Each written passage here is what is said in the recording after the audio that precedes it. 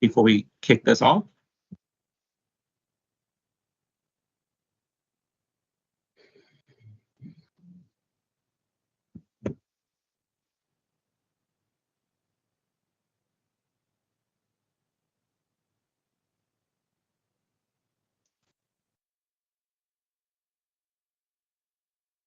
So as we give folks a minute or two to join us, I'll just begin informally by identifying a few things, just touching base on our agenda today, and welcoming everyone to this July meeting of the Criminal Justice Policy Advisory Commission. Thank you, Andre. So I'm welcoming him here on behalf of myself. I'm Daniel Karpowitz, for those of you who haven't worked with me directly in person yet. It's great to see a lot of familiar faces of people who work with me and the division every day or every week. And Assistant Director Maurice Reeves, who most of you know as well. It's our pleasure to welcome you here. As you'll see on the agenda, just briefly, obviously we'll make some opening remarks and go through the agenda, but it's a limited agenda this morning, and we will be doing a regular bread and butter project from Director Kevin Neary of Research here at OPM in the Criminal Justice Division. We'll talk about our monthly indicators report.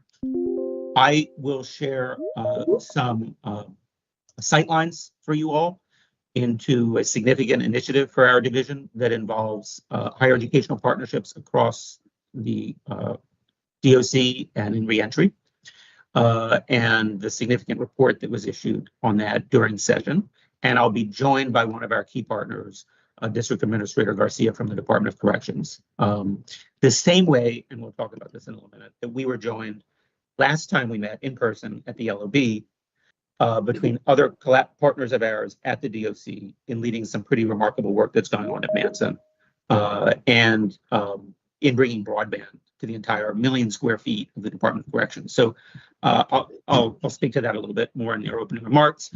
Then we have an important update about one of our big federal block grants at Burn Skip that a number of you participate in. And then I look forward to hearing with you all some of our commission member updates. So that's just a quick overview. I think Andre, I still see, is letting folks into the call, but it's a few minutes past the hour, so why don't I formally begin by, again, welcoming you all. And I'll share some concluding thoughts with you at the end before we adjourn. But I did want to say that Signal Now, this division is currently in the midst, as a number of you know, of a lot of, I think, leaning into a lot of really remarkable partnerships here across our criminal justice partnerships and entities. And I hope that especially in October, when we next meet, and we will meet again in October in person, and that will be maybe, let's say, 90 days out of the next legislative session, I hope that increasingly this commission becomes a place where we can share some of the remarkable collaborations that are going on, draw new partnerships to them, and begin to really create a space where collaboratively we can have a presence during the upcoming legislative session on things that we feel are priorities for the Lamont administration. We can go all in the conference room if you want. Okay. There are priorities for our administration and for each of you, where we can come together to be to push the envelope together in places where we have that kind of alignment between and amongst the branches here. So what that means in practice will become clear as we go. So I'd like to begin. All of you should have received a copy of the minutes from us from our last meeting, and assuming that you've all had a moment to go over them. We good? I don't think so. Some of you may need to mute your microphones. Check your mics out there. But I would like one of you, I'm looking for a motion to approve the minutes from our last meeting. So I need at least one mic on. So we have a motion to, thank you. A second for that? Thank you, Beth. Super. Okay, so meetings are so approved. Okay, so now we're going to move quickly into this monthly indicators report. Um, but before I do, I actually want to remind you as a through line from some of those remarkable Department of Corrections partnerships that are initiated in part out of the Lamont administration and us here at OPM, which is a little novel. Last time, if you recall, our colleagues from DOC and myself talked about two things we're doing at Manson that are unusual. One is we have finally acted on some of the really severe limitations on the infrastructure there and the utilities for the adolescents and young people who were there. And with the leadership of Manson, the leadership of the Department of Administrative Services and the DOC and OPM, we have a multi-million-dollar effort to change the bathrooms there and some of the key physical plant. I am not aware of a similar targeted partnership of that kind in response to reports from the Office of the Child Advocate and the Department of Justice about things we need to do better there. Last time I was there, hosted by the Warden Pierce and his team, there were 20 folks there from across the agencies, including the architects from New York, on sort of humane and forward-thinking prison design, especially for young people. We have our first project meeting tomorrow. And so that project is becoming what I guess we would call shovel ready, and we're very proud to see that actually happening, regardless of what the future of MYI is as an institution, right? But this is a here and now fix that needs to be made, and our administration is pleased to see that and grateful to the partnership at the facility level and at the DOC.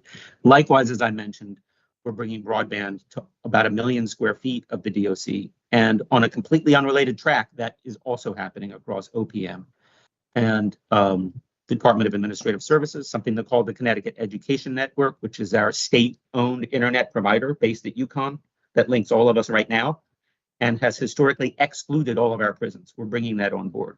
And we'll be working with staff and leadership at the DOC to understand not only what that leverages in terms of programming or business and trade union partnerships for people who are incarcerated and coming out, but for officers and leadership at the DOC who will finally have comprehensive broadband access and what that means for the way they do their work and the way they run that agency. So we're really pleased with that. So just reminding you from that, those examples of partnership, DA Garcia and I will be talking about another major such partnership where we're trying to push the envelope here together later this morning. So with that, I'm going to hand it over to Kevin Neary, the director of the research unit here at the Criminal Justice Division at OPM, as we review where we're at. Kevin, thanks for being here with us. Thank you, Undersecretary Carpets, and good morning, everyone. Hopefully I'm coming through loud and clear. If I'm not, just let me know, Andre or Maurice. But good to see everyone this morning and appreciate it. I intend to be kind of fairly brief compared to last March. I think for those of you who were at our March gathering, we did a fairly kind of longer look back and a kind of discussion of sort of where we are and some of the things we were looking at in terms of kind of what we are seeing. What I wanted to do this morning was really just kind of catch us up to what we're looking like as a state as we head into the summer on a couple of different metrics. These are generally collected and distilled from our monthly indicators report, as Undersecretary Carpetwitz alluded to. That is something that we collect a number of indicators from across the criminal justice system and put those out each month. And it's kind of our way of monitoring and sort of tracking sort of emerging trends in the state's justice system. So what I'll start with here really, and this is not a view that's in the monthly, but it's from month numbers we receive from the Criminal Justice Information System each month. This is about criminal motor vehicle arrest each month. And what I'm showing is the kind of cumulative month totals over time. So I started back in January 2019 for this slide. And what you can see is this runs through May 2025, and we are kind of just above 8,253 arrests occurred in May of 2025. And that is actually the slightly higher than last year by about 2%, and sort of the highest it's been in 5 years. Now, I'll say my understanding is a lot of that is sort of post the pandemic, the resumption of arrests coming in on the motor vehicle docket. So that's sort of driven up those numbers slightly. So we are sort of seeing a kind of slight increase over time in the last 5 years in arrest at this point in time into the year. But I wanted to show 2019 because I think it's also important to put in context that compared to where we were pre-pandemic, these arrests remain much lower, and that's sort of been durable over the last 5 years in particular. So we're still about 22% below where we were in May of 2019. So I just think it's important to keep those distinctions in mind, even though we've seen some slight upward movement over the last 5 years by each May. We're still kind of historically down from where we were pre-pandemic. And the last thing I want to point out, because some of you may just kind of see that spike that sort of occurred right toward the end of the year before May, that is actually the jump that occurs at the end of February and March. And that's actually a pretty common seasonal pattern. If you actually look across this time series, you'll see that almost every February and March. So that's not necessarily unusual. Usually what happens is there's sort of a kind of mini peak in arrest in March, and then another one in the calendar year sometime later in the fall or late summer. So so that is not something that I just wanted to point that out. People were kind of wondering what that sort of like almost looks like a R at the end of the line graph here. That's not necessarily something that is unsurprising. We see that, and usually that's just a byproduct of the fact that February is a very short month. So then March has a longer time period to accumulate arrests, and so that usually accounts for some of that difference that we observe. All right, so next slide, please, Maurice. So that's sort of the arrest picture. I think the next thing I wanted to kind of give that sense of flows. This is also through May of 2025. This is admissions into the Department of Correction and also release and discharge events. Admissions and some of the subtypes of admissions are on the left-hand table side, and on the right-hand side are kind of releases and discharges. So you can consider those exits from DOC facilities into the community, admissions obviously being entrances into DOC facilities. And what we kind of see through May 2025 is some sort of, compared to May 2024, a kind of slight decrease by about 1% of admissions coming in. So not any kind of large influx necessarily happening most recently, so kind of in line with where it's been in the past couple of months, and again slightly down from the year before. And we do see encouragingly an uptick in releases and discharges, especially over, if you compare it to May of 2024, there's about a 20% increases in releases and discharges. So some of that really points to kind of the just the kind of temporal timing of when people entered and were sentenced, and then ultimately when those sentences are starting to expire. So point being, there's been some definite churn that we're observing, as always there is. And, you know, I think once we kind of see where we go, we'll kind of see if that discharge and release number continues to sort of rise, then that might sort of alleviate some of the pressure we were talking about in March on some of our correctional population. But if it kind of depends also on the sort of flows of admission. So if those sort of tick back up historically, then that might negate some of those that rise in releases and discharges that we're seeing. So more to come as we continue to monitor that. And when we get into October, we usually release our annual trends. So that will kind of give us a better long-term picture too of kind of where those admissions and release trends are over a longer span of time. Next slide, Maurice. All right, so now to catch us up a little bit to very recently, July 1st. So this is a kind of overlay of the first of the month population for the Department of Corrections, for their facility population. And what we do is we show it in this view, which is, I think, helpful to both understand sort of the seasonal pattern and then the kind of year-to-year comparison. So we show it by month across the year, and we show a number of years, as you can see, going back to 2019. I think it's important to sort of see what the pre-pandemic looked like and then sort of where we are in years post-pandemic. And I think the thing that jumps out to me on this is you can see that obviously our July 1 correction population is the highest it's been sort of since the pandemic, but it's also up about 5.5% or just under about 580 people, 600 people since a year ago on July 1.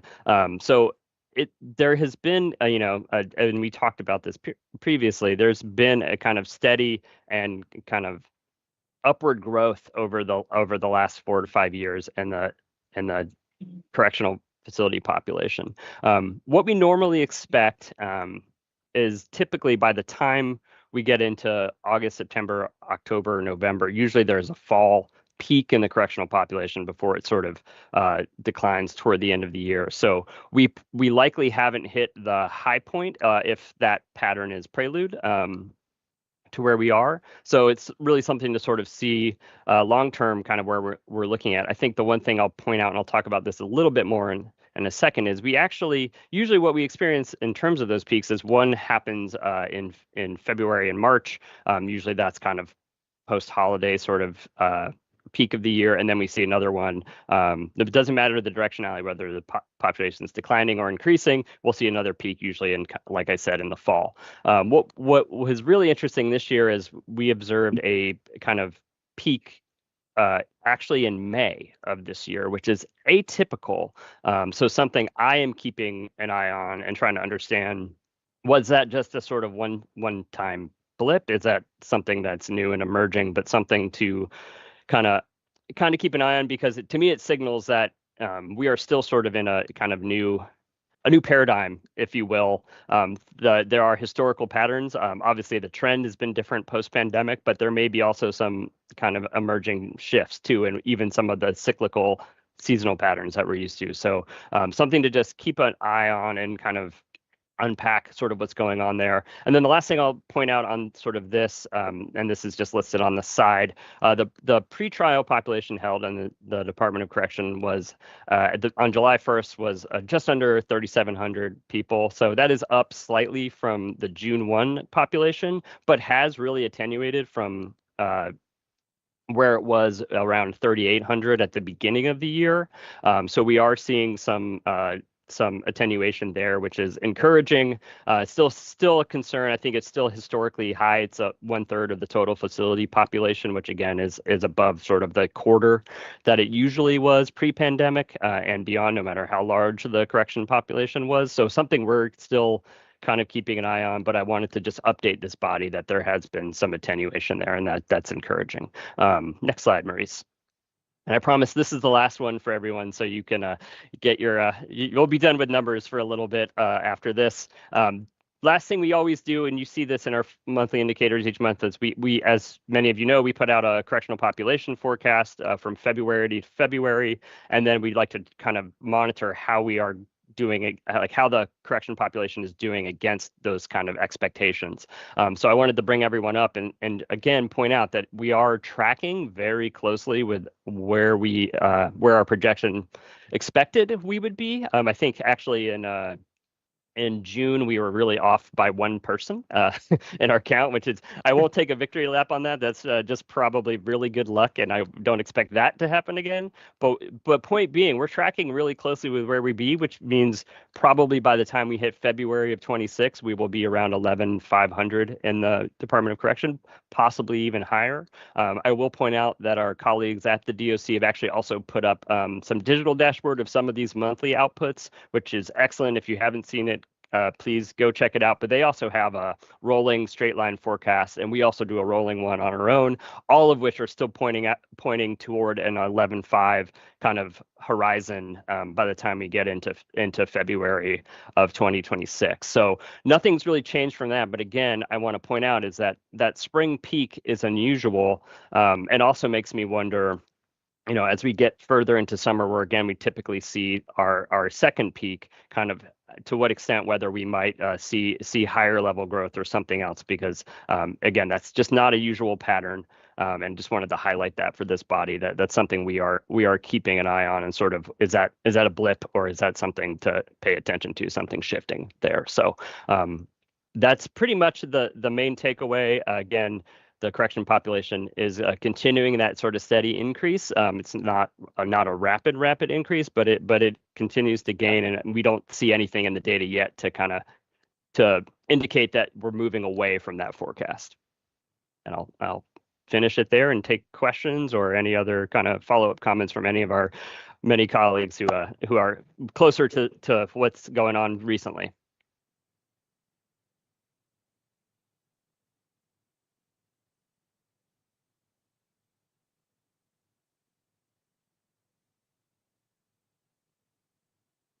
I think would love to have some feedback from folks. And so to buy us some time on that, I will get us started. So Kevin, thank you for that. This is a core, why are we doing this? Okay, why do we have this? And why is this a core feature of this commission's meeting? If you recall, last time when we met at the Legislative Office Building, our colleague Andrew Clark from the Institute of Regional Policy at UConn reminded us of our origins in prison overcrowding and the crisis that many American states, including Connecticut, faced around prison overcrowding in the peak of mass incarceration, from which Connecticut has really been one of the leaders in the United States in walking us and steering us away from that crisis. So that's why we look at these numbers. It's like that's a historical framework, right, for that. And because at least at the commission and at the CJP division, we are seeing incarceration as a critical piece of the criminal legal system, but one that it is frankly akin to a kind of chemotherapy. It is akin to an intervention that upon which we rely and which we are committed to not overusing. And when we ask about whether we are over or underusing such sanctions, how do we know?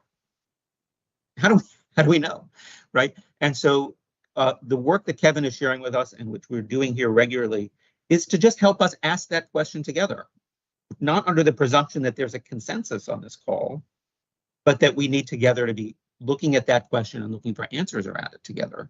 It's also, these numbers are lives. They're also closely related to questions of supervision and the balance between incarceration and supervision. They're closely related to questions about sentenced and non-sentenced population, as Director Neary mentioned last time, and foregrounded for us. We are at historical proportionally highs of pretrial confinement in Connecticut. Is that correct? Is it right? Is it right by safety? Is it right by our values? Those are not, it's remarkable that those are actually really challenging questions, right?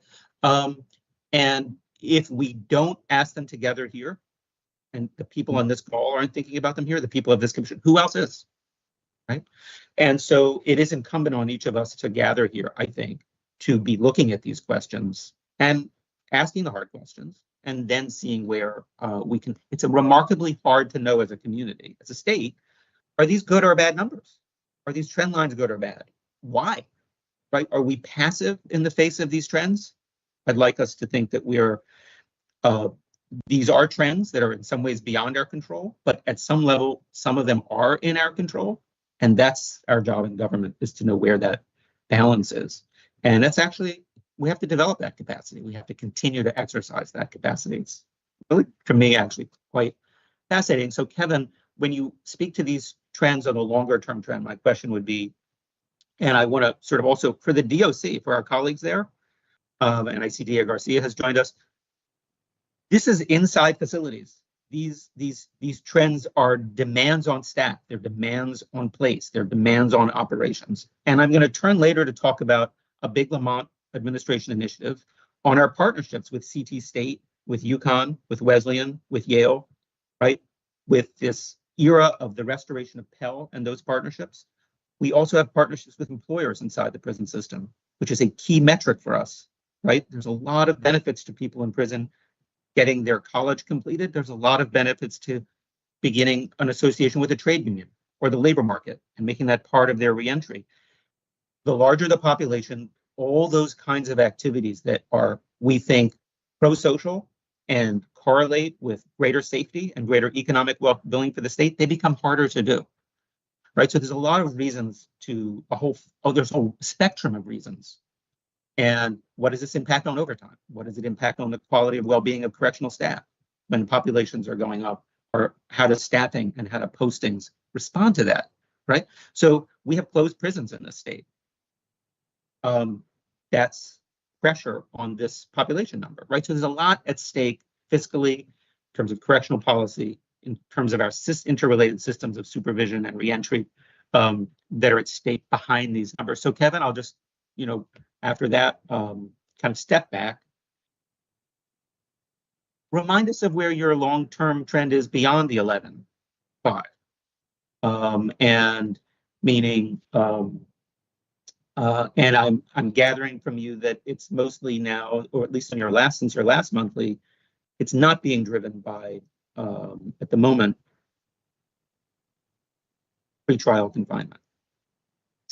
Is that fair to say? And then I see Yeah. Andrew Carlos is kind of. Yes, and I will take questions from Andrew following this. I think that is fair to say. I think obviously pretrial is still a big piece of the puzzle because the pretrial population of today is the sentence population of tomorrow, right? But what we see is particularly recently just the kind of steady also growth in that sentenced population. And let's see if I actually don't have the breakout in front of me, but there has been an increase steadily over months. I think the sentence population's up over 7,000 now, and kind of previously it was hovering more around like 6,800.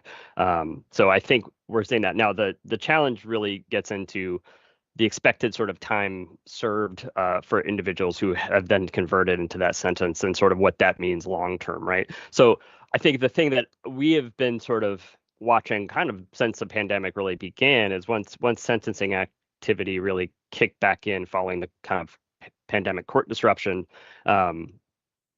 whether that would sort of kind of create a kind of near term or midterm sort of kind of, like, for lack of a better term, a kind of like clump of that sort of goes through the sentence population, but doesn't those individuals don't actually stay for many years, and then kind of the population sort of resumes that kind of pre-COVID downward trend. But given the fact that we're now, into 2025 and the trend is so consistently, I mean, you could almost draw, if a lot of times when you're doing projections or doing data work, you would have sort of your best fit line, right, which is sort of an estimate of what you think the trend is, and for the kind of correction population starting since 2022, it is almost a kind of really tight straight line, obviously with seasonal fluctuation around that. So to me, that really starts to indicate that what we're seeing and what I'm concerned about long term is not a clump that eventually works its way sort of out post pandemic, but really a kind of durable growth into 12, 13 again. And I think, if that's in 2 years' time, that starts to change the conversation, I think, also for the DOC in terms of the facility capabilities and the match that may be for that underlying population. So I know that was a lot, but I think longer term, those are the concerns that I sort of have, is if we're really gonna, that trajectory stays steady, it kind of, that starts to change the conversation about sort of how we meet that challenge of getting back toward a 12.5, a 1,300 population in a couple of years' time. Andrew. Thanks. And thank you for doing this. I think it's really important to have this continued conversation and keep our eye on the ball. A question I had, because going back to the statistics of admissions and releases, it appeared, I know there was mention of the pretrial, and those are separate conversations that are being had, but it seemed like more than half now of releases are end of sentence, and I'm just looking and doing basic math, I could be wrong, but I'm curious on that. How many end of sentence is based on the fact that there is no possibility of supervision versus those that are able to be supervised and just end their sentence within prison. And the other element of it is the return to prison rate. Curious on that too, because when we're looking at international best practices, and I'm thinking about these trend lines and seeing like what keeps us from going up to 20,000 again. It's really fundamentally changing the way we do things, and those best practices fundamentally change the way they did things so that people don't get released end of sentence. There's a progression down, and it's a very purposeful progression down into release, and far fewer return to prison as well. And so I'm curious about the numbers there, and if you're able to tease that out at all. Yeah, it's a great question. I think part of that again gets into the sort of kind of sentence time served and sort of how that hits various discretionary release mechanisms. And so I actually don't know. Looking back in time is something I'll take a look at following kind of this meeting to kind of see how that end of sentence as a share of overall releases sort of looks going back in time, and if we've seen a sort of shift in that. But that is sort of one complication, right? If people are maybe converting into sentences with the kind of sentences that are shorter in time horizon, it makes it much harder to kind of work through the discretionary release mechanisms that they may or may not be eligible for, or they may only have kind of a month or something to serve and then be released. So that could account, if there is a shift over time, it could be something like that, accounting for some of that changes, some of that shift we're seeing, again, if we're seeing it. I think the other piece that I have noticed is particularly the DOC's discretionary releases, particularly they are the community release units. They've actually really gotten back to, not that they were ever not doing it, but they have really, their case review level is up to kind of almost where it was pre-COVID levels. I was looking at that recently. So, and their approval rate is always in the 50% and a lot of continuances each month. So my sense is that part of the challenge too has also been just eligibility population. But again, I don't have exact numbers to really say kind of what shifted on that. But I do know that there's a lot of that activity is certainly going on and kind of at or close to the levels it was pre-pandemic. So it's not necessarily a review holdup or anything like that. They're doing a lot of community release reviews for sure each month. I think over 600 in June at least. We haven't gotten. Sorry, that was in May. We haven't gotten the June numbers yet, so I'll see what those were. But yeah, that's up. And then obviously. Your other point, Andrew, was sort of about remands or returns on admissions. That was the other question. I will say that, right, if we look over in the admissions side of the table on the left, compared to a year ago, actually, remands are down about 11%. They have sort of hovered in that kind of 100 or so range on and off most months. So I don't know if that's a big driver of the problem. I will say that from our recidivism analysis that we do each year about return to prison rates, that has been creeping up post-pandemic, right? So we did the 2021 release cohort this year. There were the 3-year follow-up, so looking through 2024. And that was basically back to about a 50% return to prison within 3 years of release or discharge from a DOC facility. So something we're keeping on, that's about the historic level of Connecticut's return to prison rate. So we haven't actually seen a lot of durable change in that, but certainly that sort of cyclicality is something that we need to pay attention to as a state and kind of see if we can identify strategies to, again, eventually bend that recidivism curve lower over time and make sure that that gets below that historic kind of 50% range.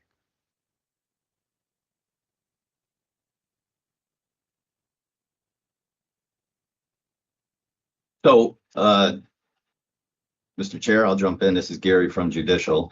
We talk about this often, right? The pretrial population, back to that conversation, and the 3688, although down from the 3800, is encouraging, but still, the 33% compared to historically between 22 and 25%, we have to understand that better, right? The good news for us is we just brought online our 4th transitional house, which helps us with people that are homeless or unstably housed as an option on the pretrial side. So that's a good thing and should help us out there.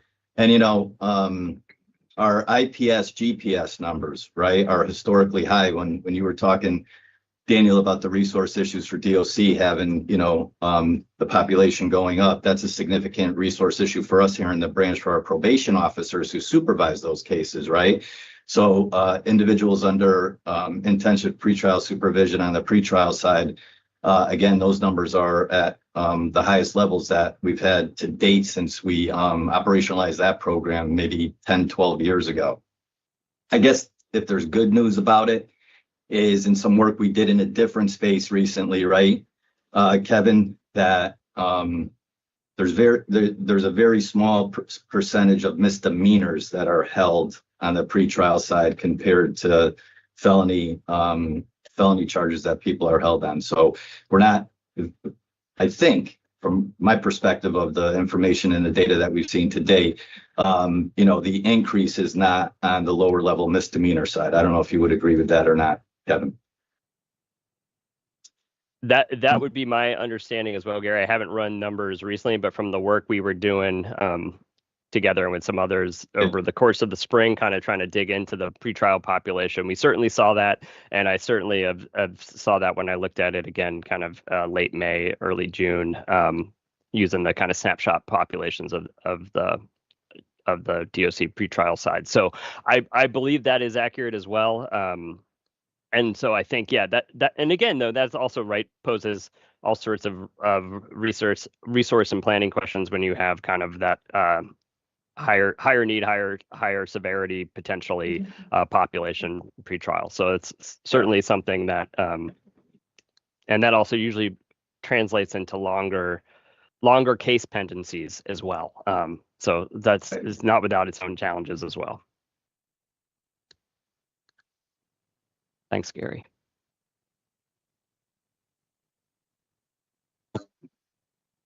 Floor remains open for any other attendees or members who want to comment or question.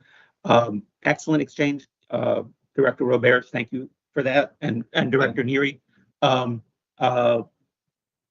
Hines, please.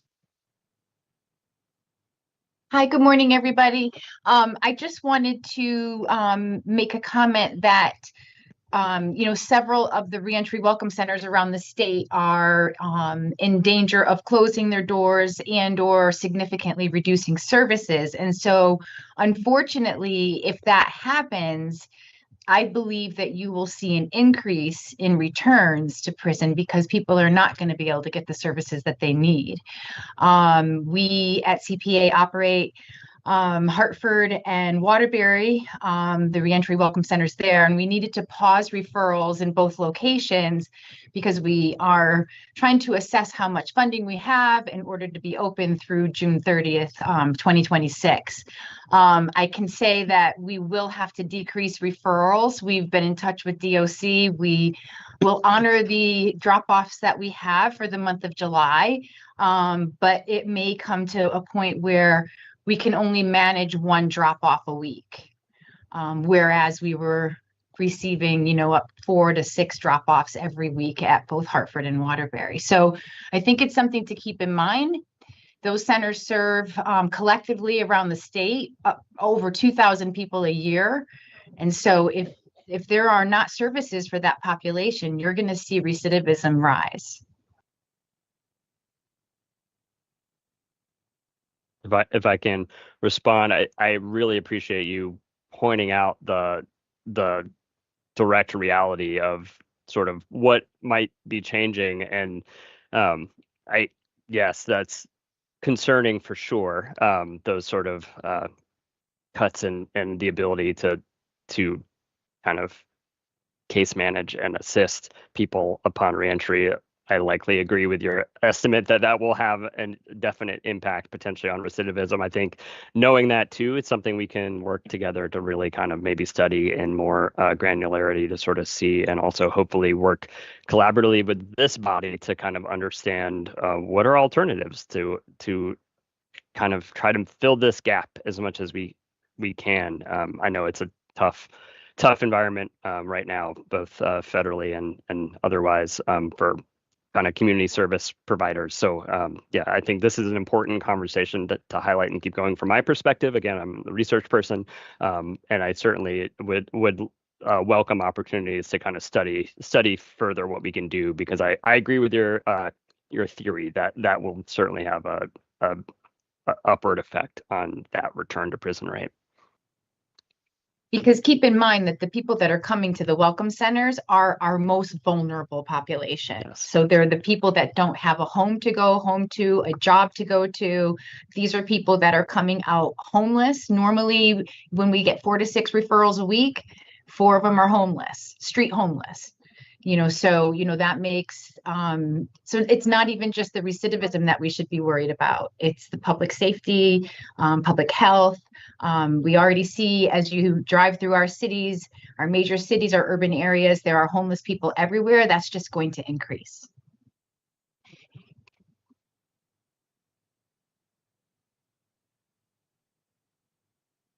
I want to thank everyone who's engaged on this, from community partners and from the Institute at UConn. I want to acknowledge Judge Pavia, who I think I saw just was able to join us, the chair of our Sentencing Commission. So why do I have a way to welcome Judge Pavia other than that she's a great partner of ours at the Sentencing Commission? Because the last time this commission met, several months ago, we went directly into steering committee of Sentencing Commission later that afternoon. And we immediately started digging into what a number of you are talking about, at least Gary, on the Kevin side of the conversation, in thinking about what challenges and opportunities does Connecticut face around the national movement to end cash bail? And what are the realities of the problems or lack thereof in Connecticut with our cash bail system? And how might that relate to this historically high level of people in confinement pretrial, the pretrial population? Okay, and that has not stopped, and Gary referred to that. So this is again just sort of thinking about what is this commission useful for us in Connecticut or not for anything. It is these conversations if we follow through on them, and if we are thinking historically. When I was a kid, there were 2,500 people in prison year, meaning that's within my lifetime. I'm not young, but I'm not antique either. That is immediate relevant history for us. And so we have continually been meeting since the last session on the pretrial population. And when I say we, it means members of the legislature who have deep careers in law enforcement in the state. It means folks on Gary's team, Director Roberge's team, at CSSD, and on the data team with Director Neary, with the Institute, and with the Sentencing Commission. And so right today, we've talked about a different facet of this ecology that we're in, a different set of islands within this ecology. And Andrew, thank you for those great questions, right? About where is our DOC, where are we investing in the DOC around the community release unit? What do we know about serving to end of sentence and its relationship to this law? I am hopeful that we are continuing to grow out this commission so that we collectively are the ones who have some vision here. And we are heading into, it's not going to get any fiscally easier. And the question is, are the issues you all care about helping to drive the conversation about tough choices that need to be made? Are these good investments going to be made inside the facilities? Are they going to be made in transitional housing? Are they going to be made through community partners? Are these in confinement or supervision? I'm afraid it's us. we have the opportunity to play that role as we head in looking. We are very much thinking about the next session. And I don't know if there's going to be a special session in September to deal with some of these intensive impacts from what's going on at the national level in Washington on our state. So I'm just signaling that I really appreciate this. We are building this capacity. I may ask, or I may suggest in the weeks ahead, that we, just like we've started to create an ongoing conversation to really understand why is the pretrial population where it is? Do we in fact have or not have a cash bail problem in Connecticut or not? I don't really care about, I care about what goes on in New Jersey or Seattle, but it's not here. We're very different. And so if we're going to pass laws or we're going to spend money, let's do it wisely.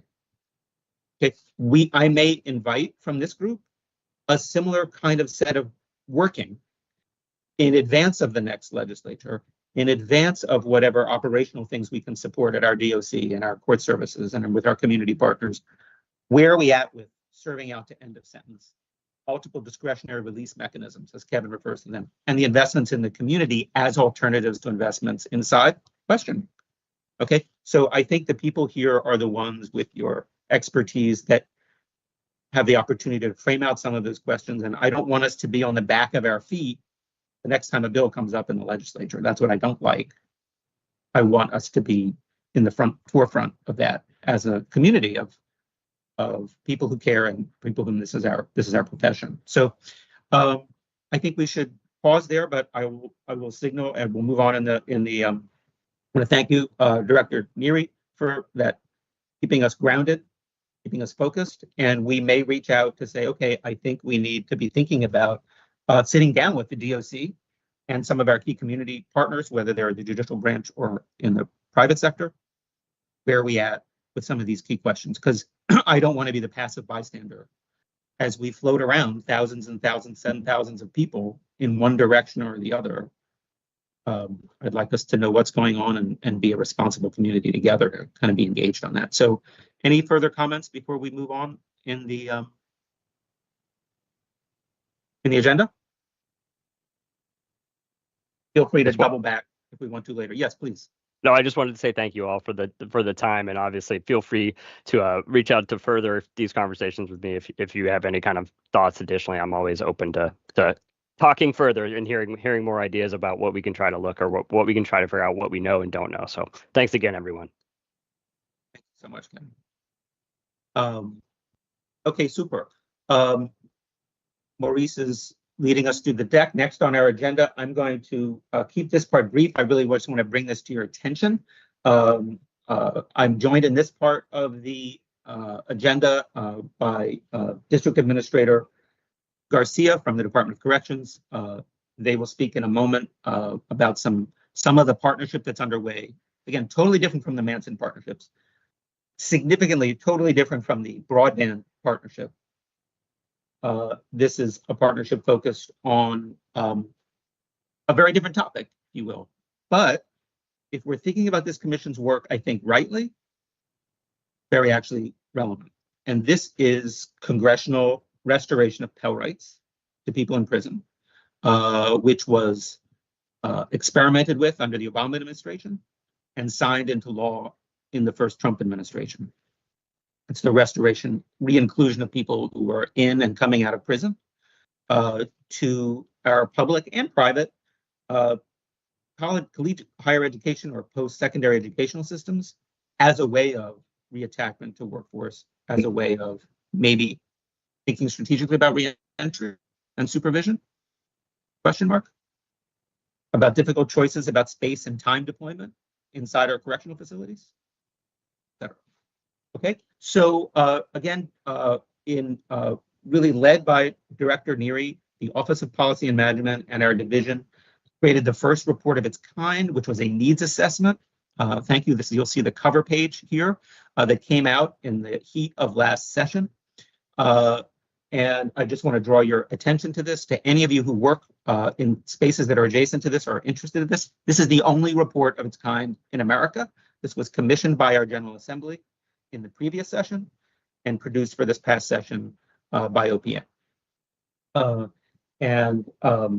I will just want to bring that to your attention. We have some of the longest standing and best partnerships in the country between our DOC and men and women who are currently incarcerated and then coming out, and some of our anchor higher educational institutions, CT State campuses, Yale University, University of New Haven, Trinity Wesleyan. Okay, but as you'll see in this report, we are nowhere near where we might be. And so if we could flip to the next page of the report which is on our website, it's just fascinating reading. And again, there's nothing been undertaken by any state in the country like this. It opens with its 5 concluding recommendations. You see them mentioned here. I'm going to linger a minute for a moment on student capacity and agency goals. And what that really means is if we're not maximizing this federally paid for opportunity, we are failing to draw down a key source of federal investment in reentry and in life prior to release. And doing so aligns with agency goals of safer life inside prisons, a more forward-thinking and deeply involved correctional practice, and higher rates of success, higher desistance, higher job market attachment, higher intergenerational outcomes for people who do this while they're still incarcerated and come out. Okay, so taking advantage of student capacity improves agency performance. That's one of the key recommendations, and looking at it accordingly. These are systematic opportunities. DA Garcia may speak to some of these, which means what needs to change in order to make this a reality? Eligibility, discipline, discretionary release planning, time, space, broadband. What things do we need to do differently in the executive branch and in partnership with higher ed community in Connecticut, which is no slouch. We have significant higher ed. We have UConn, we have our community colleges, we have all these great private colleges. Some are explicitly mission driven. I have met with the presidents of UNH, met with the presidents of Fairfield, met with the senior leadership at Yale and Wesleyan, right? What do we need to do differently in order to make this more of an opportunity? 3, we're going to speak to this in a minute in the slide again. Officers are mission critical. I'll come back to that in a moment. Obviously, number 4 and number 5, I think we could talk about at some other time. But I just want to move on to the next slide, but bring this report to your attention and see where Connecticut can really, be a national leader in this space. For Director Roberge, I'll just point out, when we did this work with Governor Walz in Minnesota, one of the things we did was partner with the statewide director of supervision and the community college system. And we changed like zip code of release policies. We changed timing of, where there was capacity and discretionary release. We found those high job market success programs and partnered directly with supervision and POs and security on campuses and faculty leads on campuses and some of these applied trades at the community college level. Super exciting work we can do that we're not frankly yet doing in Connecticut, but we can line up HVAC training inside our facilities with college and Pell funded enrollment inside directly to campus related release at Capitol, at Gateway, at other places, at the Fairfield new 2-year Bridgeport degree, where the Jesuit leadership of Fairfield is eager to look for ways to partner with us in supervision at DOC and OPM. So there's just a lot of untapped potential in the public and private sectors here if we just start connecting these dots. So super excited about where this will go, but it will take time. It takes semesters, months, years to slowly put this in place. But it's something that was not cut in this past. In fact, it was expanded, Pell opportunities of this kind. So we've got to find the opportunities where they exist. So these are these 2 slides. They speak, thank you to my partners at OPM who put this together. These are pulled right out of Kevin's report. Higher ed prison potential, what do we mean by that? According to our provisional analyses, of those 10,000 people in prison, as many as 3,000 are currently college ready. As many as 3,000. That means that according to our own community college experts, their testing is already first year AA ready.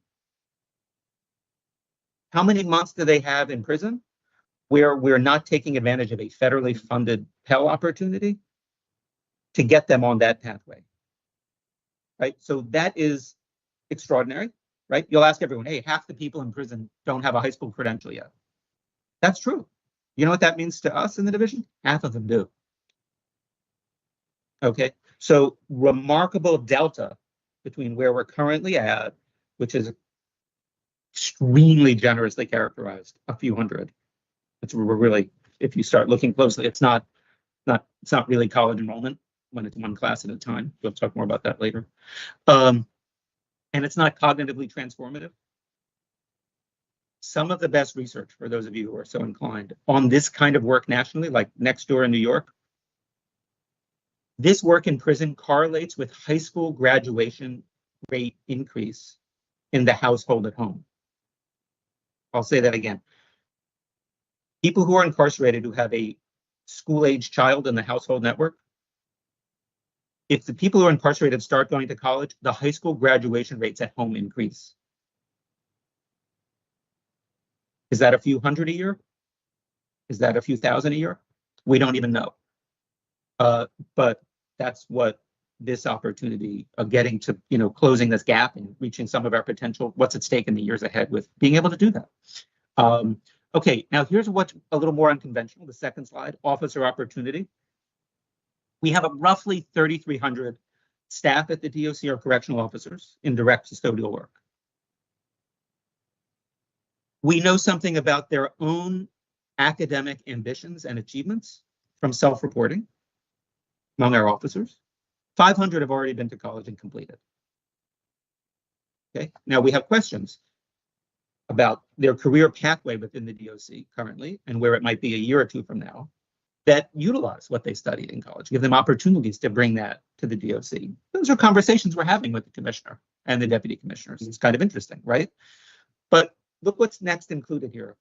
The single largest group of officers in the Connecticut prison system self-report as having some college. That's the single largest group of our officers self-report as having some college. What does that mean? They're full-time correctional officers and they have some college. That means they started college, they tried to go, and they have as yet been unable to finish.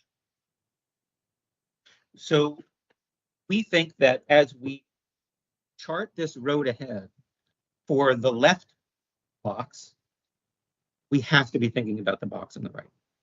We have to be thinking about officer opportunity. And I cannot be more grateful for the leadership from Commissioner Quiros and our Deputy Commissioners Mulligan and DC Carlos, who joined us at the last legislative office building when we met in person, and Dia Garcia, who's head of programming for the agency, who's with us today, as we think about not just this left box, but both of these boxes. I think this is a very exciting way of thinking about, as Andrew has indicated, at IMRP and in the partnerships with MEN, correctional systems change writ large. If we're not rethinking about how we're doing the whole business, where 50% recidivism is not, like whatever, we can't budge that. Like it's been that way forever. I think we can challenge ourselves on that face. And lots more to talk about both the higher ed incarcerated student potential and what that means for reentry and supervision, and leveraging our anchor community colleges in some heavily impacted places, as well as Bridgeport, where I think it's Cardinal Bellarmine. That AA degree is named after Cardinal Bellarmine, the cardinal who saved Galileo, and as well as officer opportunity, where it turns out that's the largest single group of officers we have working with us have a transcript without a diploma. So what happens when we think about that as an administration priority to transform those officer transcripts into diplomas at the same time we're trying to draw down Pell as part of our correctional culture change? So thanks for that. I think that's the last slide on my part. Is that right? Oh yeah. To reflect our seriousness about this, in the last session, the Public Act governing the Criminal Justice Division has been amended with the following language. I'll just leave it up there for a second. But we've made this now policy making and implementation in this space is a statutory duty of the Criminal Justice Division here at OPM.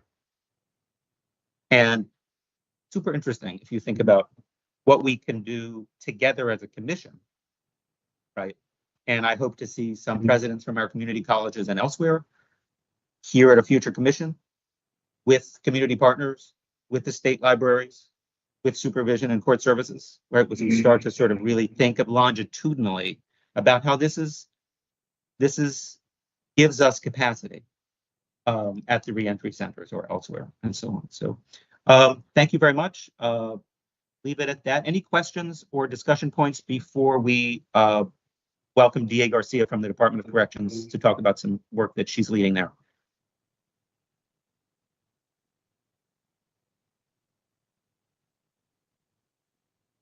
Okay, great. Always feel free to double back later. Andre, I don't see. Let's welcome DA Garcia. You're ready to go? Yes. Good morning, everyone. Can you hear me well? Perfect. It's so great to see all of you. I feel like I haven't seen some of you in a bit. Thank you for having me, Undersecretary Karpowicz. It's a pleasure to be here. And on behalf of Commissioner Quitos, DC Mulligan, DC Carlos, and the entire executive team, I thank you for allowing us the opportunity to present today on the great work that we're doing at the Department of Correction with regards to higher education and everything at the agency when it comes to reentry efforts and just all of the work that we're doing to improve conditions of confinement and opportunities for the population. Just to touch upon and elaborate a little more on what Undersecretary Karpowicz has already, told you about, we're really excited about the partnership that we've had with all of our higher ed friends and with Undersecretary Karpowicz and the OPM team and the efforts that have been made to just make things better for the residents in our population. Higher ed is really important.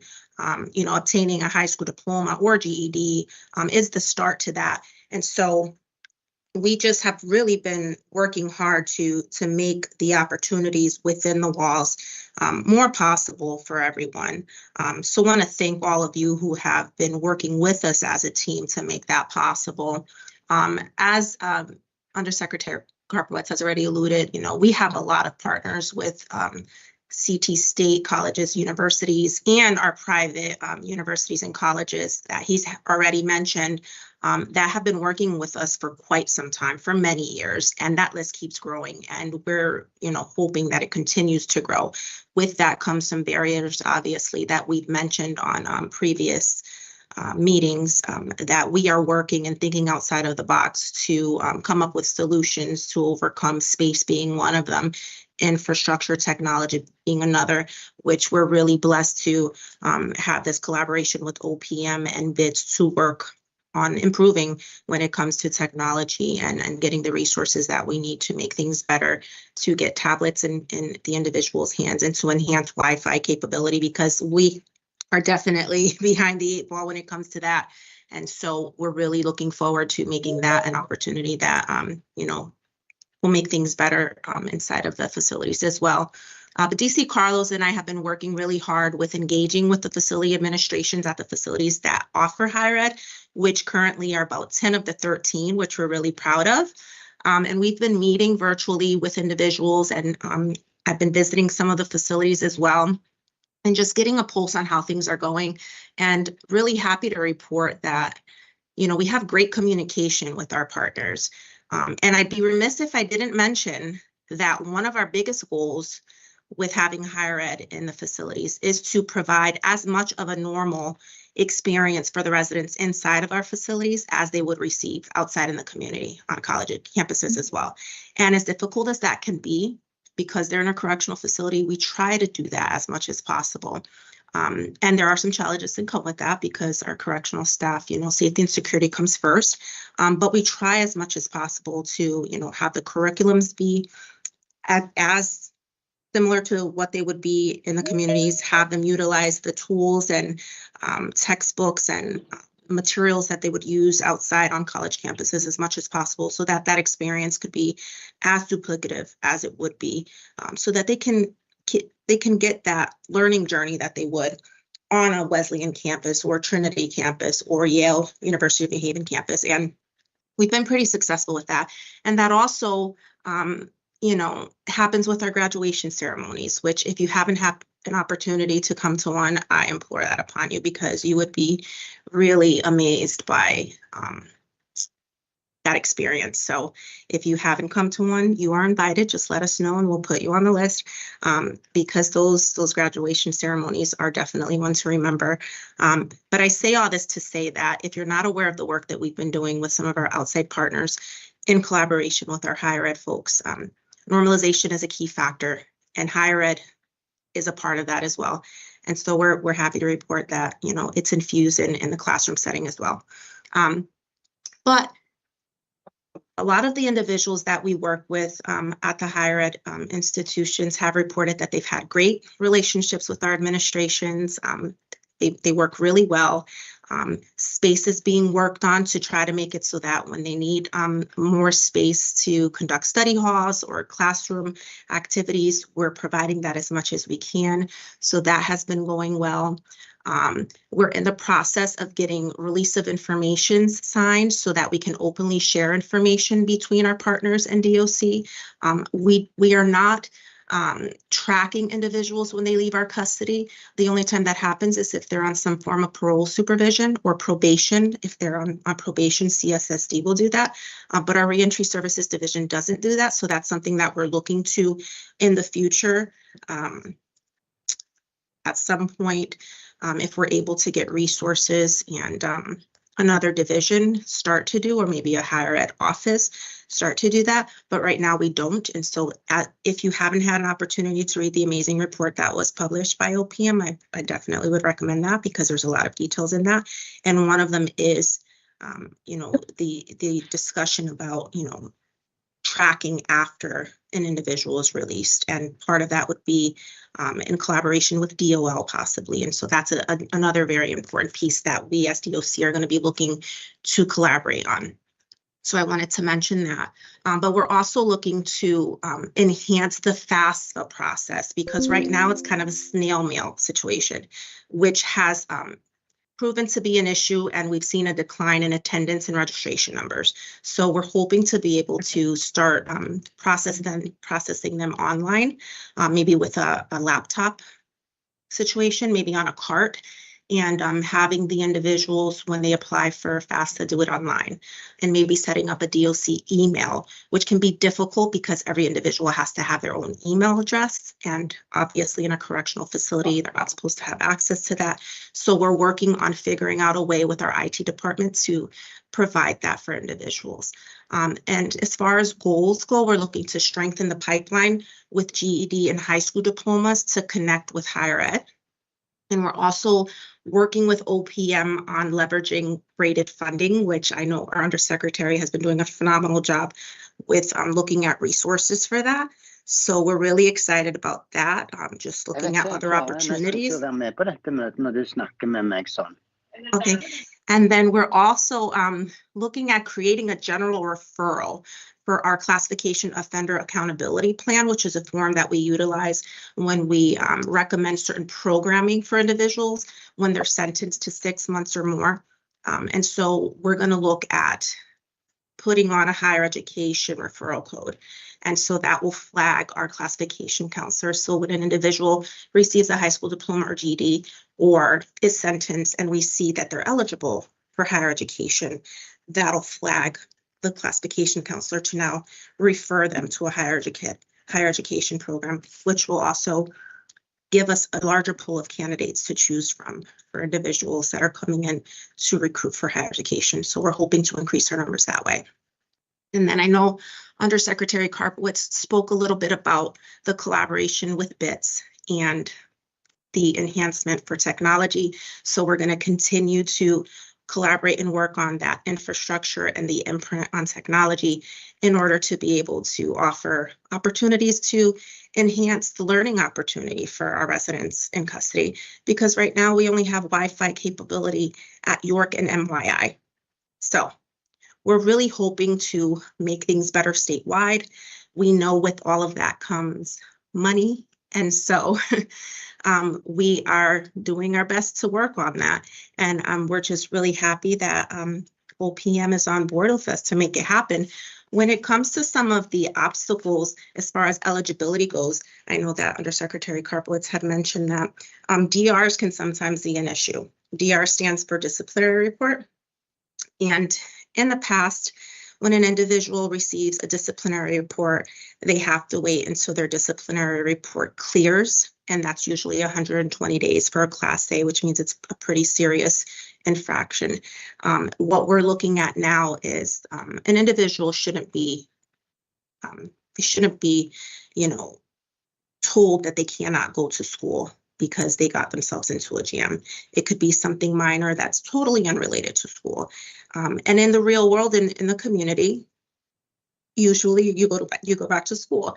And so we're looking at not making that an automatic disqualifier. And so the wardens are reviewing those. If it's something that isn't serious, if it's not an assault on a staff member, arson, or, you know, something really egregious, then that individual will be going right back to school. And so other than that, I think everything has been going really well. We are talking about the conversation of expansion. We are really excited about the possibility, and I am open for any questions that you might have.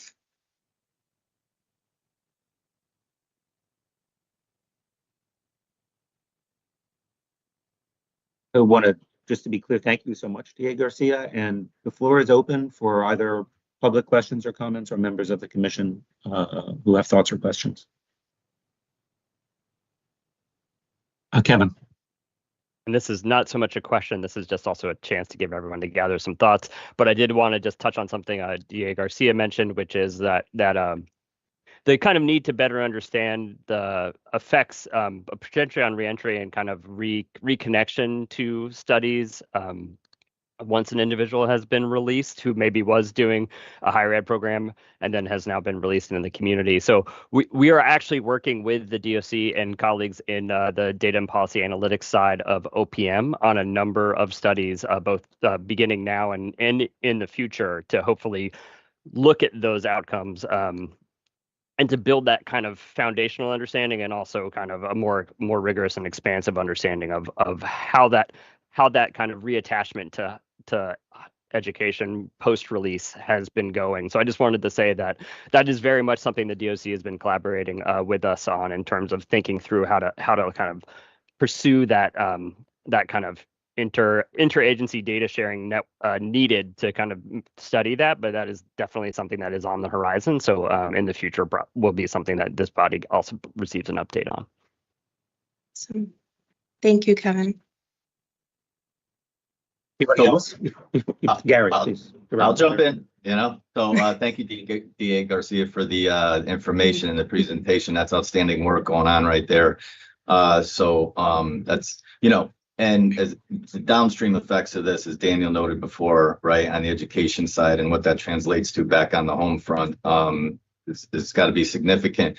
But to your point, Kevin, anything that we can do in the branch as part of the process of tracking these individuals once they're under our supervision, and from there, we're certainly we're here. So whatever you need from us, DA Garcia or Kevin on your end, you know, let us know. We'll certainly participate.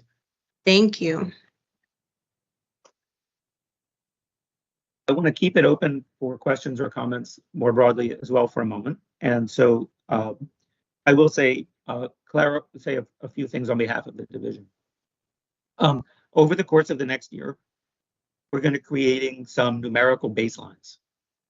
As indicated on the previous slide from the division, what is the current number of full-time or near full-time enrolled students who are currently incarcerated? What is the student capacity that is currently languishing? And I'm not talking about the pipeline from USD1. I'm talking about existing today. They could start today if they had the opportunity. By our current estimate, it's thousands.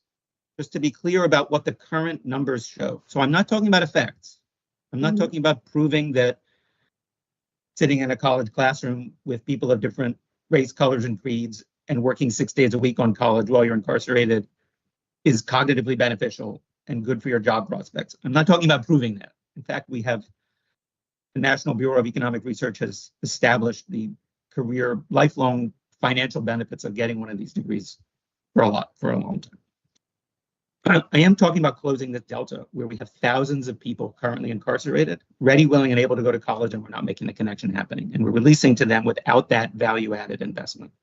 So we are going over the course of the next year to create numerical, measurable baseline. So we have good relationships. Are we pushing ourselves to maximize this opportunity, which I'll say just survived the last bill in Washington, to remain fully funded? This is $7,500 a year of free federal money for programming. Think of it in that terms. How much money does DA Garcia do you get from the general fund every year? You don't get $70,000 per capita. Congress has given that. The Trump administration signed that into law in 2020. We are not spending it. We're leaving $7,000 per capita a year per inmate who's eligible in Washington. And by the way, we paid for that. Did you ever check your pay stub? As taxpayers, we already paid for Pell, and then we're not drawing it down.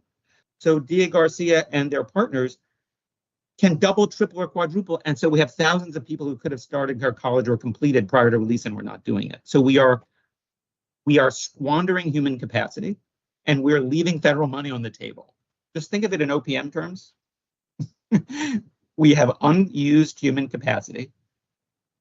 Perhaps thousands of people who are, that we currently estimate, currently college ready, and $7,000 per capita of federal money to pay for it, and we're leaving that money on the table. So one metric we'll have for the year ahead, how are we succeeding in drawing down what we could draw down from Pell to help programming across the DOC and our higher ed community. So just want to be very clear, we are going to lead with those kinds of statewide performance metrics that have to do with unmet opportunities to add value. Okay, so and thank you, Director Roberge, because that absolutely means working with the reentry teams at the DOC, the higher ed partnerships at the DOC, to be on the ground running so that we don't have disruption of work that is invested in and gets done on the inside.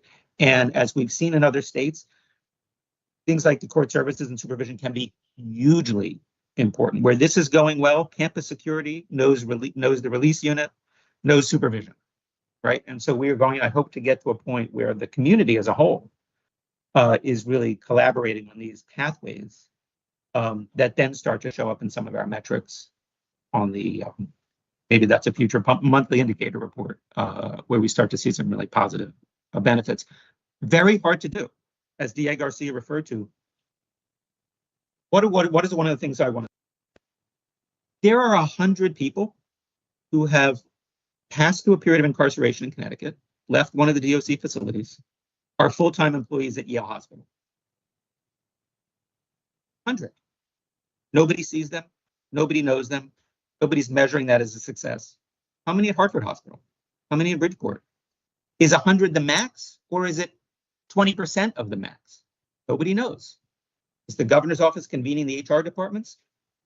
There's an entire vice president of HR in Baltimore who at Johns Hopkins Medical, all they do is work with people, returning citizens in Baltimore on job attachment at Johns Hopkins Medical. We need that. Dia Garcia and her teams need it. Gary Roberge and our teams need it, right? So we have none of that.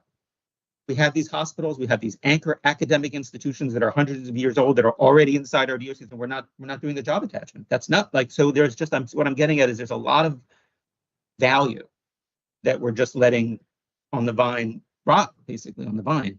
We can't afford to do that. And so this Pell window, which we've gotten another gift from Washington, it's going to stay open. Let's take advantage of that. Director Hines, CPA. Yes, thank you. Just two questions. The numbers that you're referring to, the 3,000 plus that are ready to go right into college, does that include the pretrial population, or is that just the sentenced population? Yes. What's I'll that? take that. I'll take okay. that one. Yeah, no, that is the sentence population, also excludes juveniles. So, and it is based on the DOC's education classification itself, and it also tries to back out individuals we believe who may have completed college already based on either self-report or other data available. So it's an estimate. It's not a perfect number. Potentially, the exact kind of confirmed degree completion is something, and it does. I will also mention it does include the kind of several hundred individuals who may already be enrolled in a college program, so it is inclusive of those. But the kind of mandate from the legislature and in general, the idea behind trying to develop this was to, as best we could, estimate the potential demand within Connecticut's correctional system. So that's how we sort of derive that number, but it is the sentence population specifically.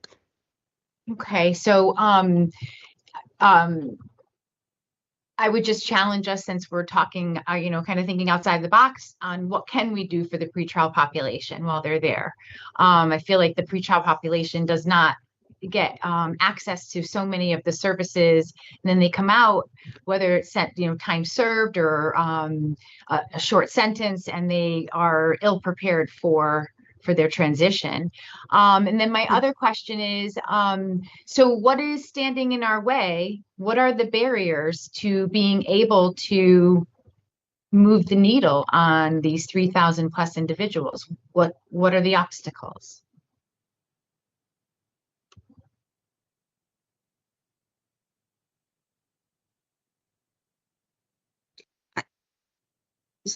I can elaborate a little bit, Beth. So as far as the question goes with regards to what are we doing for the pretrial population, we do have programming for the pretrial population, and we do allow some individuals to participate in higher ed if they're pretrial as well. And we do allow them, for dual enrollment. So there are opportunities for them. It is limited. Because, they can leave at any point in time. And so there is priority as far as programming and education goes for those that are sentenced, because we know, they're there. We know they're not going anywhere for a while. And there's consistency. They're not taking up a seat for so it is limited, but there are opportunities for programming, addiction service programming, mental health programming. There's some personal growth programming for them. So they're not sitting stagnant, just to, so you feel a little better. They're not just sitting there doing anything, basic need services and whatnot. And as far as the number, and what was the second part, just so I can make sure I'm clear? Thank you. I'll always advocate for the pretrial population. Absolutely. Absolutely. So the second question was, so we have access to all this money. We have, 3,000 plus individuals who could potentially be participating in higher education. What are the obstacles that are preventing us from moving the needle on this? And how can we help? Yeah. So I think some of that would be eligibility criteria. Again, we don't know when they're leaving. I know some of the higher ed institutions would prefer having people in the programs that they know are going to be there for a bit. Oh no, I mean not the pretrial population, Lolly. What I mean is that of the 3,000 plus that are the sentence population have been identified as being able to get right into a college course, and we have this money sitting there. But I'm just curious what the obstacles are to moving the needle forward in getting more of this 3,000 plus into the higher ed classes. Oh, I see what you mean. Yeah, yeah.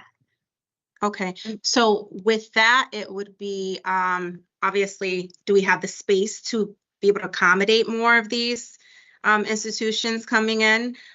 Because again, our facilities the infrastructure wasn't, they weren't made for programming. We've had these conversations many times before. They were made for punitive measures, and so this is a conversation we've continued to have. Like, I really wish we could be able to just rebuild and make these facilities more program oriented, where we have more spaces for programs as opposed to more cells, right? I know Undersecretary Karpowitz and I have had conversations about trailers being dropped in facilities so that we can do programming there. We've looked at classroom spaces being utilized. We've looked at, could we have higher ed in kitchen spaces in the gyms and whatnot. I can go on and on about that. So infrastructure is definitely an issue, but I don't want to, I know DC Carlos has her hand up, so I'll let her chime in as well.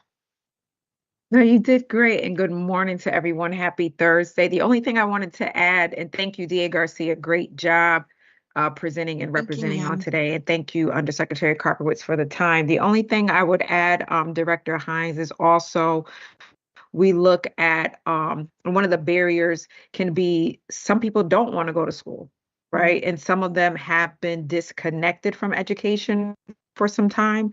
So if you have individuals that may be mid-30s, a little bit older, they're sometimes looking more for a trade or something that they can go out and get like a work skill to engage in employment upon discharge versus school. So that has been one of the challenges and under DA Garcia's leadership. Just how do we have that incentive to want them to go back, and how do we capture those individuals? So in addition to what DA Garcia has mentioned in regards to our infrastructure challenges, just in some of the conversation and even just working with our college partners that to want to go back to college is not always there from the population, because some of them may be working during the daytime, or they may, look to be a part of one of our vocational programs. Thank you, ma'am. If I may, on behalf of OPM, and thank you for DC Carlos for joining us. We are still going forward in the years ahead under the presumption that there is significant unmet, ready, willing, and able. Okay, so obviously all 3,000, dying to go to college right now, no idea. But OPM will be proceeding with DOC under the presumption that there's a great deal of unmet need, which pushes it back, frankly, onto us. If there's unmet need, how do we meet it? And the higher ed partners are prepared to do more, some of them more than others. And so when we talk about the time and space challenges, because DA Garcia is quite right, these prisons are built to be punitive, and they're built for all sorts of ideas that escape us as professionals in the field, but these are the institutions we have. We do need to add space, and we do need to add time. And so DA Garcia is at work on identifying space that can be added and time that can be added. There's a certain number of modules that we break the day up in, and there's a certain number of square feet that this can be done. And again, the working presumption is, Director Hines, space can be found to be added, and time can be found to be added, right? Our presumption is we're not yet at 100%. Not the colleges, not the inmates, that we are not yet at 100%. So how do we get to 100%? So we will be partnering with DA Garcia, with the wardens, with Chris Iwanek, the chief engineer, the DCs. How do we add space? Why? Why? There is a very, very limited correlation between high school, if any, it's approximately zero, between high school completion and lower recidivism. That's not true in Connecticut, that's nationally. High school credential completion in prison does not correlate with significant reductions in recidivism. Higher ed does. There's a public safety reason. The federal government has given us $7,000 per capita. That's a fiscal reason. Okay, we're a high education state, so we ought to have a high education correctional system. That's a Connecticut reason. So there's a lot of reasons to do this. And so, but the DOC needs our initiative. They need our support. They need a partner at OPM, which I think is hopefully, learning how to do that to support the agency. I'll give you another huge one that, it's normally taboo to say this. Okay, so let's make this really interesting. Connecticut is one of the very few states in which post-secondary programming is not a paid module.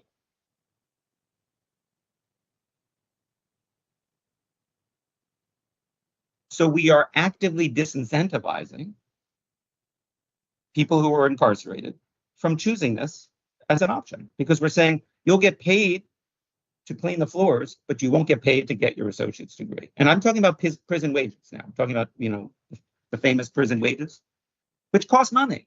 They cost the general fund money. They cost the DOC needs a budget for that. The DOC can't print the money. So we have not identified that as so far as a state as a incredibly reasonable investment to meet the Pell Grant. How can we have Pell Grants reinstated to people in prison and keep it an unpaid module? That doesn't make sense for our teachers. It doesn't make sense for our DOC officials. But who's that on? I'll say that's on OPM. That's my problem, right? That's like my partners in corrections can't do that, right? They need my administration to meet them there. So that's a big example of just like, wow, and what would that cost? Well, we need to partner, right? DC Carlos has a best practices data unit that partners really well with Director Neary. Nikki Regan, who's their sort of combination of a policy and finance person at the DOC. Nobody's ever asked him, right? So it's my job. That's my fault. That's on the OPM OPM's responsibility to work with DOC leadership, to work with Kevin and my budget partners here at OPM and say, is this make sense to do this for our DOC? Because I obviously, that's one of those questions that they tell you in law school, never ask a question to which you do not already know the answer. I think I know the answer to that question. Would that be a smart investment for Connecticut to bring to our DOC? I do think it would be. So this just gives you also though a window into how complicated it is, with the space-time constraints, but we have to make progress. On the internal general fund budgeting of things we incentivize into the DOC, that needs to be done. But we are already underway. And, DA Garcia mentioned something that may have gone hard to notice. Putting on what we call still, unfortunately, the offender accountability plan. That means that what that really means is that for the previous decade, it wasn't there. And what does that mean? That means that when a person goes to the parole board and they've completed an associate's degree from UNH, the parole board can't take that into consideration. That's, you know what that correlates with in terms of post-release risk and post-release job employment. It's off the charts positive, but we haven't enabled the Parole and Pardons Board to make it legible. So when Dia Garcia says that she and others at the DOC are addressing that, that's a huge, there's a lot of those little things, right? Where we just start to say, okay, we can fix that. That's our thing, we can do that. And so that's where this partnership with the DOC, like we have at Manson, like we have with 1 million square feet of broadband, it's like this commission is a space, and with Director Robert and you here, right? This is just the beginning of a conversation, but I'm grateful to having it. And so this time next year, what are we talking about? Let's say in July of next year, we're looking forward to the next academic year in Connecticut. And the same folks are here, but maybe the president of Capital Community College is here. And maybe the president of UNH is with us here at the Criminal Justice Commission, right? Thinking with you all about where we go for the next calendar year or the next academic year. So I'm grateful for that. Unless there's any other questions or comments on this issue, I want to turn it over to another one of our colleagues for our last agenda item. We have one of our lead planning analysts here at OPM, which is Ryan Fleischman, who coordinates all of our work on one of our key burn skip grants that a number of you may relate to, and we have some important changes to hear about from Ryan. So with no further ado, and looking at the clock on interest of time, but looking forward to this ongoing set of conversations around the population, around the higher ed work, all of it. Analyst Fleischman. Hi, good morning. Ryan Fleischman. I'm the grant administrator for the Burn State Crisis Intervention Program. That's commonly referred to as Burn SCIP. It's a federal program that Criminal Justice Policy and Planning Division at OPM administers. This was authorized by the Bipartisan Safer Communities Act in 2022.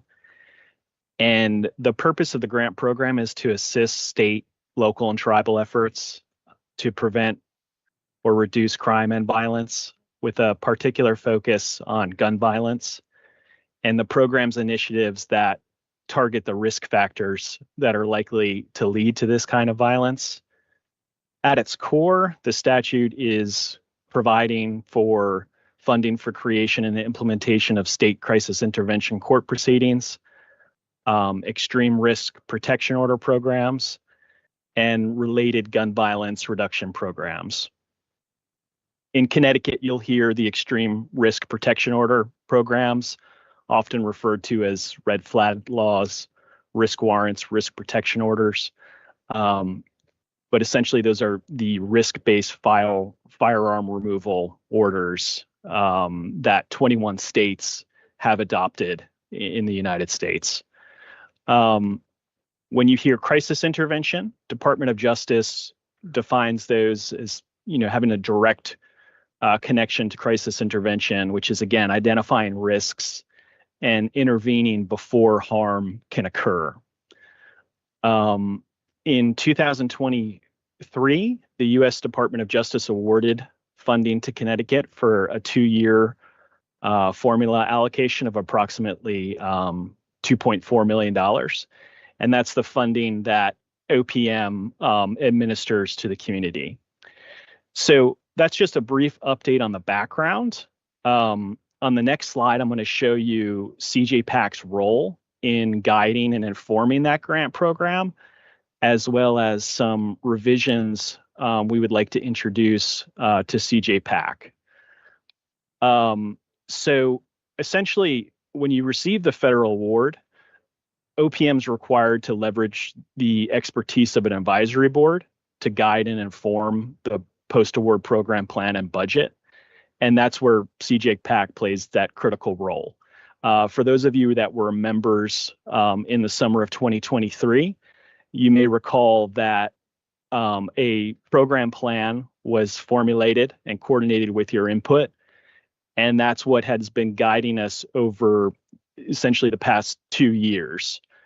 The plan focused on enhancing and expanding risk warrant, risk protection order, and crisis intervention programming through 4 methods. The first being training. So having, building curriculum, train the trainer models to enhance these program areas. The second one was public awareness. So that, again, includes publishing best practices and content for crisis lines such as 911, 988, or 211. And then the third area was connection to services. This is the one of the more broader areas. So this could include anything from behavioral health treatments, mobile crisis centers, safety planning, IT system upgrades. This is the broader program area. And then finally, the fourth area was safe storage of firearms. And this was primarily based on the distribution of firearm lock boxes to safeguard individuals' firearms in the home and the motor vehicle, as well as to build out additional public awareness and print materials for that. So again, in summer 2023, we built out this program model and budget. It was approved by DOJ. However, shortly thereafter, the DOJ issued a new certification process that would require states to certify that potential subrecipients were in compliance with the federal award conditions around ERPO programs. And so at that time, due to the lengthy review process with that certification, OPM moved on a parallel track to release funding in the fourth area, safe storage. Essentially, that's a non-ERPO program area that DOJ was allowing us to pursue subawards with. So we went that parallel track, and we announced a grant opportunity and awarded $300,000 to 2 subrecipients. DESP received an award to distribute firearm lock boxes focused on new and renewal firearm licensees. And then the second award was to the Department of Public Health, the Office of Firearm Injury Prevention. And that one, again, was focusing on distribution of these firearm lock boxes through physician offices. So those 2 subawards are actively active in programming right now. And then in that same time period, we also received the second allocation, the 2024 allocation of $1.4 million. In the program materials you received today, and we'll be sending these out again, you'll have the full program plan that was developed. But the reason why we're providing this update today is because we want to make revisions to the program plan, which again require this input and approval by the advisory board, CJPAC. So the document that you received includes the full program plan with tracked red line revisions. I've summarized those here on this slide. You'll see in the top right box. Essentially, what we've done is we've removed risk warrants and risk protection orders from the program plan, and we're going to focus on crisis intervention programming. And so what we'd like to do is request this change, again, due to this lengthy certification process, as well as keeping the expiration date of the funding in mind so that we have time to expedite this funding to subrecipients, which requires us to create a notice of funding opportunity, accept applications in this area, review budgets, and essentially the contracting process. So we're being mindful of this timeline that it takes, and requesting that we take these remaining dollars that we have to focus on this broader intersection of crisis intervention. And again, these are those areas that are the risk factors that are likely to lead to this kind of firearm injury and violence. So again, mobile crisis units, crisis hotlines, training, programs related to suicide or self-harm. It's quite broad. And then the second thing we're requesting today is on the bottom right of your screen here is the adding this $1.4 million allocation that we received in 2024. We would want to be adding this to the revised program plan areas. So moving on to the next slide, these are where we're at with the next steps on this. So again, in your materials, and we'll be sending this out again, is the program plan. We're asking for any input on these revised changes to be submitted to us by July 18th. There's an email address. Again, we'll send this out again after this meeting, but you can submit the written input too. Once we receive the input, depending on how many more changes we receive, we plan on finalizing that plan and then sending out back to CJPAC for final review and approval. At that time, the plan will be posted on our website, and we'll be able to release the notice of funding opportunities for those program areas. And we'll be notifying the CJPAC members when those are posted and when the applications are live. So that is, again, a very brief update. Thank you for this opportunity to provide this. And unless there's any other questions, Undersecretary. Mr. Fleischman, thank you. It's great to have that information out to this community in particular. And again, just to echo Ryan, we welcome any input or comment as the NOPM finalized that work. Thank you, Ryan. That brings to the conclusion our portion of this commission. We do have time, a little bit of time left. If any commission members would like to share anything at this time.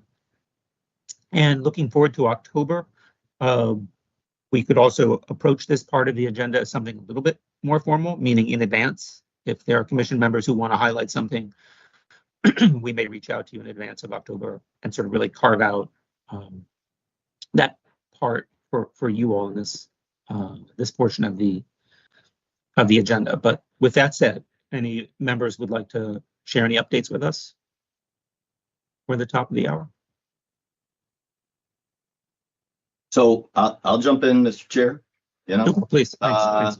Okay, so from the branch's perspective, in the minutes we talked about the budget situation we were looking at in March, and I just want to update everybody on how that turned out. It turned out fairly well for us, which is a good thing. We didn't get the entire amount that we had requested through the technical adjustment process and everything we talked about last time, but we did get a significant portion, and I'm very hopeful that if we have to make any cuts, they'll be minimal. So that's some positive news for us on that front. What else? You know, to Beth's point that she made earlier about the reentry centers, I just want to share an experience that I had. So I participated in the Frederick Douglass Project program that they have at Cheshire Correctional a few months back. And it's an excellent thing to do. So I would encourage people on the screen to do it if you haven't. And you get a tour of Cheshire facility, and then you get to talk with individuals who are incarcerated there. But as part of the tour, this gentleman was showing me around the industry building there.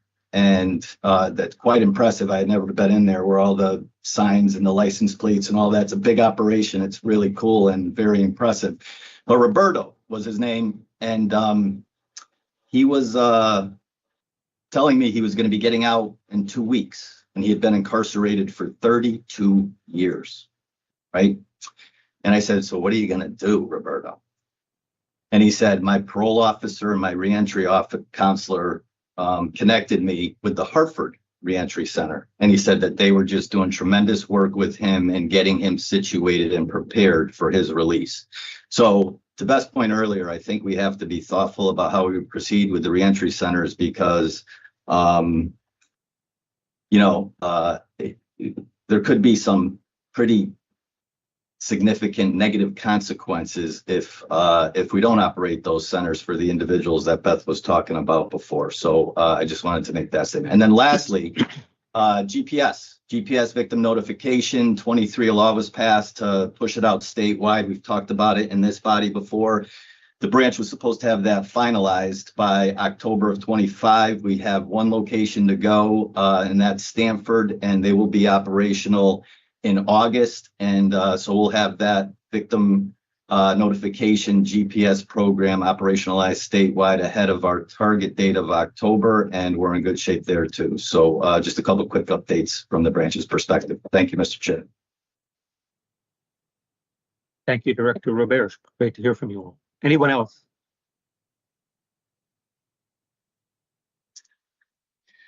Hi, Undersecretary John Frasnelli from State Department of Education. I just wanted to highlight what you noted earlier about the graduation rates of students whose parents are incarcerated and pursuing higher education as a goal.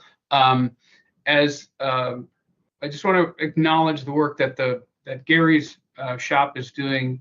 As you know, DSS leads something called the Connecticut Fatherhood Initiative that many of the state agencies are part of. So in connecting fathers and understanding men who are incarcerated, who are fathers, we've changed some policies. Gary's changed some policies to ask that question, to see which men who are incarcerated have kids outside, and that just further connects that dad with that child, and the furtherance of that dad's education. The work that DA Garcia is doing, I think, is just, as you mentioned, pays dividends for the students who are still in the K-12 system. Thank you, Dominique. Appreciate that.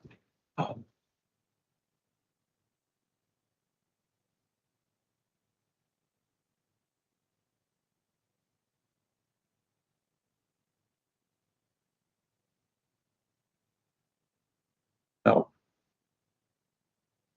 I will just lead with Ben. I think if I'm not mistaken, again, an invitation now to, if you want some more formal updates or keep it informal in October, that's fine. I want to thank everyone for being here today. I want to thank us and acknowledge really this core work that is represented by what Director Neary shared with us on the monthly indicators. That's our history as a commission. As Director Clark talked to us about last time we gathered, it is not merely of historical interest. It's of immediate concern. And we are on a road, and we are on trend lines that we may not want to remain on. We have to ask that question here. And we don't want to be unnecessarily passive in the face of trends. We are all in positions of governance here, and together a responsible community. So do we understand where we're going? We understand the agency that we might have together to influence those where we're going. The trend lines are just, it's a metaphor. The metaphor of people, communities, of the commonwealthy entities that each of you run and steward. These are choices, and we're going to taking money away from some things and giving it to others. We need to make those choices with eyes wide open. So I want to just thank us for having that as our core thing. Andrew, do you want to just, speak to that? Or was that? Yeah. Please. Just quickly, I didn't mean to cut into what you were saying, because I think it's really important. And again, I want to thank you for reinvigorating this group, because I was getting a sense that larger conversation about what's happening with our justice system had been lost in the haze of COVID and the after effects of it. And I think keeping our eyes on the prize is very important. And I did also want to acknowledge on the call we have Per Sigurd Våg from the Norwegian Correctional Services, who really opened our eyes to a different way of doing things and how they addressed really what was a disturbing trend in their system and changed it. And so you talked about, when you were in your lifetime, we had 3,000 prisoners. That's something that also in our lifetime, Norway completely changed their system. And so what's possible is, I think, important to keep in mind. And also the thought of what's impossible is something that we should continue to challenge, because sometimes I think in the land of steady habits, we tend to think in terms of the impossible rather than the possible. So I just wanted to acknowledge that. And also that because of the opening up of their system to us, we are now, I don't want to overstep here, but the working with DOC, and you had referenced it with OPM and others in doing some culture change work in 2 facilities in particular. And it's been really eye-opening and I think hopefully transformational as a way to, I know we've talked about the reentry centers, and I do know that one of the things that Per has said over the years that has really stuck with me is in America, we tend to drop people off in a ditch rather than have them go off on an off-ramp. And I think keeping that kind of metaphor in mind is really important as we consider reentry planning within the facilities, and how can the rest of us support the DOC in those efforts. So thank you. Thank you. And thank you for elevating that again, Andrew, and welcome to PEAR again. I think I'm enrolled to be a student of PEAR's later in this fall, joining some of my colleagues from the DOC. And again, just to be clear, like a lot of people from Connecticut are in leadership in the DOC at OPM now for the first time, I think, at OPM, joining in this conversation. And I just had another extraordinary meeting for 2 hours with both deputy commissioners at the DOC. And we couldn't find anything to disagree on. It's a question of how do we move ahead together and how we implement. And so it's just, we have a real opportunity in our hands here in Connecticut right now. And, maybe we could just, it's steady habits, but it's just picking where on that horizon we want to be at in a year or 3 years or 5 years and steering towards that. So really grateful for everyone who participated and everyone who's just on the call listening and looking for opportunities to get us all working in concert on some hard things, but crucial things together. We will meet again. COVID allowed us to get on this call and do this from 17,000 different locations. Fabulous, but it's also dreadful. And so I look forward to meeting with you all again in person at the Legislative Office Building in October, which is where this commission ought to be. It ought to be in person, and we ought to be where the laws are made. each of us working together to decide, what the laws of the state ought to read in the way that they impact the work that each of you do. So very much looking forward to that. I'm going to give you 5 minutes back. I thought this would be a short meeting. Who was I kidding? Lots of interesting work to do together. Thank you all for being here. I'm just going to formally adjourn this commission. Dia Garcia, did you want to close out for I'm us? sorry. Close for us. I just was wondering, has the date been shared for October yet? I think we do. It's the 3rd week. Maurice or Andre, do you have the date handy? It's the 23rd. Sorry. Yes, and I will be sending out a hold to everybody's calendars shortly. If anybody has any questions on it, please feel free to email either Daniel or Maurice, as I will be on paternity leave until October 15th. So I thank you, but I will not be available for any questions if anybody has that. And then if you don't get any of the materials for today's meeting, please feel free to also email me, and I'm more than happy to share those along if you do not receive them.